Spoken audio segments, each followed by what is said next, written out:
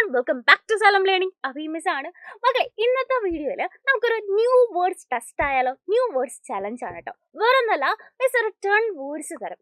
ആ വേർഡ്സിലെ എത്ര എണ്ണത്തിന്റെ മീനിങ് നിങ്ങൾക്ക് അറിയാം. ഇനി മീനിങ് അറിയില്ല എന്നുണ്ടെങ്കിൽ നമുക്ക് പുതിയതായിട്ട് പഠിക്കാം. അപ്പോൾ ഈ ഒരു വീഡിയോ നിങ്ങൾ എന്ത് ചെയ്യുക, നിങ്ങളുടെ ഫ്രണ്ട്സിനെ ഷെയർ ചെയ്ത് കൊടുക്കുക കേട്ടോ. എത്ര എണ്ണം കറക്റ്റ് ആയിന്ന് താഴെ നമ്മുടെ കമന്റ് ബോക്സിൽ എന്ത് ചെയ്യണം, കമന്റ് ചെയ്യണം കേട്ടോ. സോ നമ്മുടെ ഫസ്റ്റ് വേർഡ് ഇതാണ് മക്കളെ, ഫോക്സ്. FOLKS. ഫോക്സ് എന്ന് പറഞ്ഞാൽ എന്താണ് മീനിങ് എന്ന് നിങ്ങൾക്ക് അറിയോ? മീനിങ് അറിയുന്നവർ എന്ത് ചെയ്യുക, താൻ ഈ ഒരു നോട്ട്ബുക്കിൽ ഇതിന്റെ മലയാളത്തിലുള്ള മീനിങ് എഴുതാം കേട്ടോ. ഇനി അറിയില്ല എന്നുണ്ടെങ്കിലും പ്രശ്നമില്ല. ഫോക്സ് എന്ന് പറഞ്ഞാൽ ജനങ്ങൾ എന്നാണ്. Okay, some folks will do anything for money എന്ന് കേട്ടിട്ടില്ലേ? ചില ആൾക്കാർ പൈസയ്ക്ക് വേണ്ടിയിട്ട് എന്തും ചെയ്യും എന്ന് നമ്മൾ പറയാറുണ്ട്. സോ ഫോക്സ് മീൻസ് ആൾക്കാർ അല്ലെങ്കിൽ ജനങ്ങൾ എന്നുള്ള അർത്ഥമാണ്. അപ്പൊ ഫസ്റ്റ് വേർഡ് എത്ര പേർക്ക് കറക്റ്റ് ആയി എന്ന് താഴെ കമന്റ് ചെയ്യണം. അങ്ങനെയെങ്കിൽ നമുക്ക് നെക്സ്റ്റ് വേർഡ് നോക്കിയാലോ. അടുത്ത വേർഡ് നോക്കിക്കേടാ, ഡ്രാഗ്. DRAG, ഡ്രാഗ് എന്ന് പറഞ്ഞാൽ എന്തായിരിക്കും അർത്ഥം? ആലോചിച്ച് നോക്കൂ, എത്ര പേർക്ക് കറക്റ്റ് ആക്കാൻ പറ്റുന്നുണ്ടെന്ന്. ഡ്രാഗ് എന്ന് പറഞ്ഞാൽ വേറൊന്നുമില്ല, വലിച്ചഴിക്കുക എന്നാണ് കേട്ടോ. വലിക്കുക അല്ലെങ്കിൽ വലിച്ചഴിക്കുക എന്നുള്ളതിനെയാണ് ഡ്രാഗ് എന്ന് പറയുന്നത്.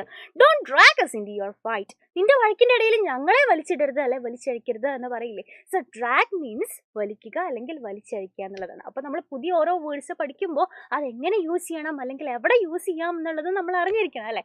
അപ്പൊ രണ്ടെണ്ണം നമ്മൾ നോക്കി. നെക്സ്റ്റ് ചലഞ്ച് നോക്കിക്കോ, കണ്ടിന്യൂസ്ലി. ഇത് കുറച്ച് സിമ്പിൾ ആണ് അല്ലേ. നമ്മൾ ടെക്സ്റ്റ് ബുക്കുകളിലെ പഠിക്കുമ്പോൾ നമ്മൾ കേട്ടിട്ടുള്ള ഒരു വാക്കാണ് കണ്ടിന്യൂസ്ലി.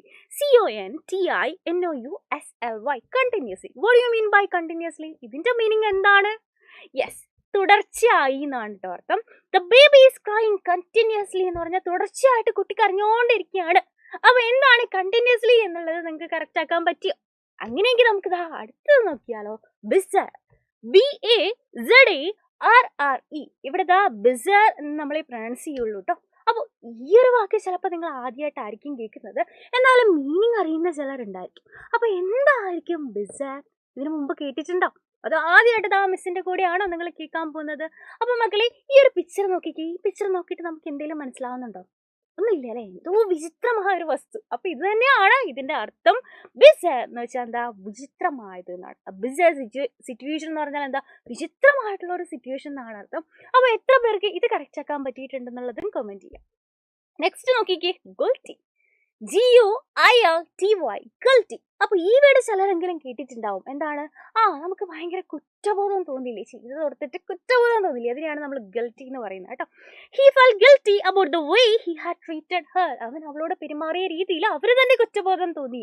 അപ്പൊ എന്താണ് ഗിൽറ്റി, അതിന്റെ മീനിങ് എന്താണ് എന്ന് നമുക്ക് മനസ്സിലായി. അങ്ങനെയാണെങ്കിൽ അടുത്തതെന്താ, വെപ്റ്റ്. WEPT, wept. ഇതിന്റെ മീനിങ് എന്തായിരിക്കും? നമ്മളിങ്ങനെ തേങ്ങി കരയില്ലേടാ, അതിനെയാണ് നമ്മൾ വെപ്റ്റ് എന്ന് പറയുന്നത്. She wept over the body of her friend അല്ലെ, അവളുടെ ഫ്രണ്ടിന്റെ ഡെഡ് ബോഡിയുടെ മുമ്പിൽ അവളെ തേങ്ങി കരഞ്ഞു, വെപ്റ്റ് ചെയ്തു എന്ന് പറഞ്ഞാൽ എന്താണ് നമ്മൾ പഠിച്ചു. അങ്ങനെയാണെങ്കിൽ അടുത്ത് നോക്കിക്കേ, ഡിസോണസ്റ്റ്. DISHONEST, ഡിസോണസ്റ്റ് എന്ന് പറഞ്ഞാൽ എന്താ? ഓണസ്റ്റ് എന്ന് പറഞ്ഞാൽ നമുക്കറിയാം സത്യസന്ധൻ. അതിന്റെ ഓപ്പോസിറ്റ് ആണ് ഡിസോണസ്റ്റ്, സത്യസന്ധത ഇല്ലാത്തത്. He gave the editor A dishonest account of events എന്നുള്ളതാണ് ഇതിന്റെ അർത്ഥം. അപ്പൊ അടുത്ത് നോക്കാം, സ്റ്റേൺ. STERN, സ്റ്റേൺ എന്ന് പറഞ്ഞാൽ എന്താ? കർക്കശമായത്. Smile transformed his stern face എന്ന് പറഞ്ഞാൽ എന്താ? ഒരു ചിരി അദ്ദേഹത്തിന്റെ കർക്കശമായിട്ടുള്ള മുഖത്തെ മാറ്റിമറിച്ചു. നമുക്കറിയാം, നമ്മൾ ചില മാത്സ് ടീച്ചേഴ്സ് ഒക്കെ സിനിമയിലൊക്കെ കാണാറുണ്ട് അല്ലെ. എന്താണ് ഭയങ്കര ദേഷ്യപ്പെട്ട മുഖം അല്ലെങ്കിൽ ഭയങ്കര സ്റ്റേൺ ആയിട്ടുള്ള അല്ലെ.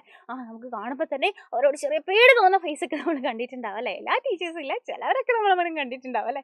അപ്പോൾ അതിനെയാണ് നമ്മൾ സ്റ്റേൺ എന്ന് പറയുന്നത്. Smile transformed his stern face എന്ന് പറഞ്ഞാൽ അയാളുടെ കർക്കശമായിട്ടുള്ള മുഖത്ത് ഒരു ചിരി വന്നപ്പോൾ ആ മുഖം മാറി എന്നാണ്. Okay, next word, get rid of.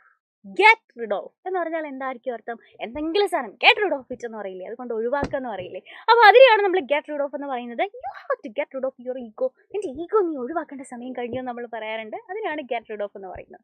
അങ്ങനെയെങ്കിൽ ഈ വേർഡിന്റെ അർത്ഥം നിങ്ങൾക്ക് എല്ലാവർക്കും അറിയായിരിക്കും അല്ലെ. Believe. BELIEVE, believe in your self എന്ന് പറയും. എന്ന് പറഞ്ഞാൽ എന്താ?